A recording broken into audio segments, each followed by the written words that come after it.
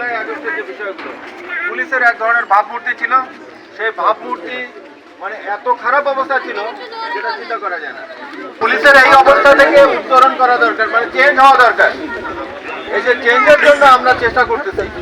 এই গত প্রায় 4 মাস হয়ে গেল আমার এখানে, তার মানে 5ই আগস্টের পরে প্রায় 5 মাস হয়ে গেছে। এখন 5 মাসের মধ্যে কতটুকু পরিবর্তন আনতে পারছি আমরা জানি না। আমরা চেষ্টা করতেছি। এখন আপনাদের কাছ থেকে একটু ফিডব্যাক চাচ্ছি। আপনাদের শুধু আমি বলবো না, আপনাদের কাছ থেকেও কিছু বক্তব্য শোনা দরকার যে এই শহরের মধ্যে আমরা যে চেষ্টা করতেছি, এই চেষ্টা কতটুকু পরিবর্তন আসলো, চেষ্টার মাধ্যমে কতটুকু আমরা অর্জন করলাম। আপনারা অনেকটা আমাদের আয়নার মতো। আয়নায় যেমন নিজের চেহারা দেখা যায়, কোথায় সুবিধি আছে, কোথায় কি আছে, কোথায় একটু চেঞ্জ করা দরকার, কোথায় দোষ ত্রুটি আছে। এই দোষ ত্রুটির বিষয়টা নিজে কিন্তু আয়নার সামনে না দাঁড়ালে কিন্তু বোঝা যায় না।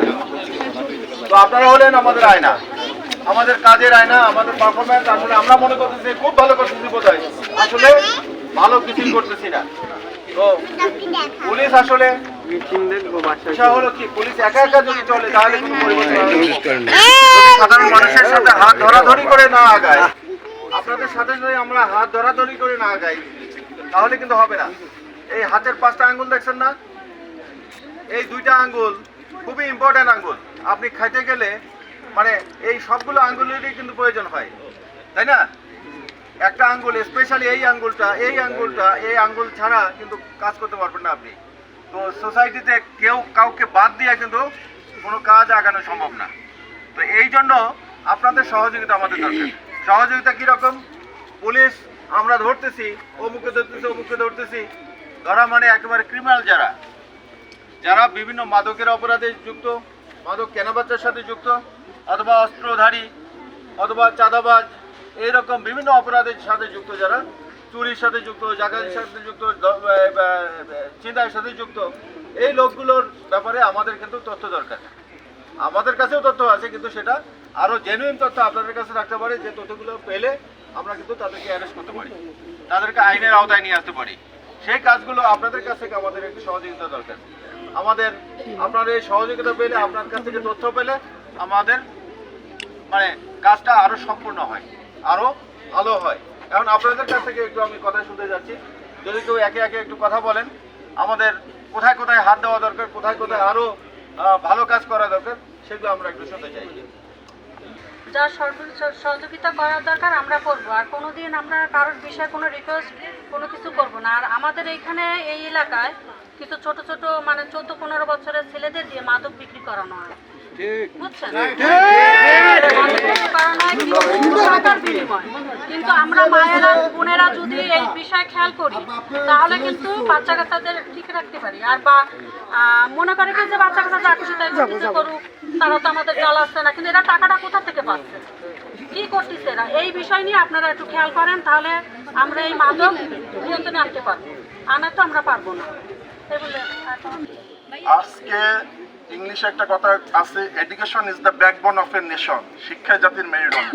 কিন্তু আজকে শিক্ষার দিকে অগ্রসর না হয়ে আমরা আমাদের কিছু কতিপয় যারা সন্ত্রাস, যারা চাঁদাবাজি, যারা মাদকদ্রব্য বিক্রেতা, তাদের দ্বারা বিভিন্ন এলাকায় বিভিন্ন অপকর্ম চালু হয়েছে। এর জন্য আমাদের সম্মানিত পুলিশ কমিশনার সাহেব এটার ব্যাপারে প্রচন্ডভাবে উদ্যোগ নিয়েছে। আইন শৃঙ্খলাকে রক্ষা করার জন্য আমরা বলতে চাই, কোনো চাঁদাবাজ, কোনো সন্ত্রাসী, কোনো মাদক কোনো এলাকায় থাকতে পারে না, এবং এটা যারাই করবে, ইসলামে একটি কথা আছে, অন্যায় যে করে এবং অন্যায় যে সয়ে সে একই অপরাধী।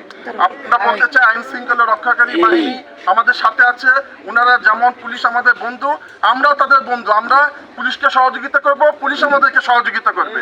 এবং এই ব্যাপারে আমাদের ভারপ্রাপ্ত চেয়ারম্যান জনাব তারেক রহমান জিরো টলারেন্স দিয়েছে মাদকের বিরুদ্ধে। আমাদের এই আসনে 3 আসনে আশাকাঙ্ক্ষার প্রতীক আলহাজ রফিক ইসলাম বকুল ভাই বলেছে, এলাকায় কোনো মাদক বিক্রেতা থাকতে পারবে না, সন্ত্রাস থাকতে পারবে না। ঐক্যবদ্ধ হয়ে মাদকের বিরুদ্ধে ঐক্যবদ্ধভাবে আমরা এটাকে নির্মূল করার জন্য।